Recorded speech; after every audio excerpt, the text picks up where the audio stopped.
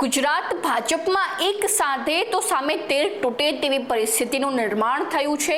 ત્યારે પરસોત્તમ રૂપાલાએ કરેલ વિવાદાસ્પદ ટિપ્પણીને કારણે ક્ષત્રિય સમાજમાં રોષ ભભૂકી ઉઠ્યો છે। ત્યારે બીજી બાજુ જૂનાગઢમાં પણ અસંતોષનો દાવાનળ ફાટી નીકળ્યો છે। ત્યારે જૂનાગઢના ભાજપના ઉમેદવાર રાજેશ ચુડાસમાની સામે લોહાણા સમાજ મેદાને આવી ગયો છે।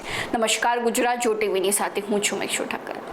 ગીર સોમનાથના વેરાવળમાં સેવાભાવી ડોક્ટર અતુલ જગના આત્મહત્યા કેસમાં જેના ઉપર આરોપો લાગ્યા હતા તેવા જૂનાગઢના સાંસદ રાજેશ ચુડાસમાને ભાજપે ફરીથી રિપીટ કરતા રઘુવંશી સમાજમાં રોષ ભભૂકી ઉઠ્યો છે। ત્યારે ગત રાત્રિના સમયે લોહાણા મહાજન વાડી ખાતે રઘુવંશી સમાજની યોજાયેલ બેઠકમાં ચર્ચાઓ ઉગ્ર બની હતી, જેમાં રઘુવંશી સમાજની એક જ માંગ છે, જો ભાજપ ઉમેદવાર બદલશે તો અમારા દિલમાં તો કમળ જ છે, પરંતુ ભાજપ દ્વારા જો ઉમેદવાર નહીં બદલવામાં આવે તો લોકસભા ચૂંટણીમાં ભાજપે કારમાં પરાજયની તૈયારી રાખવી પડશે।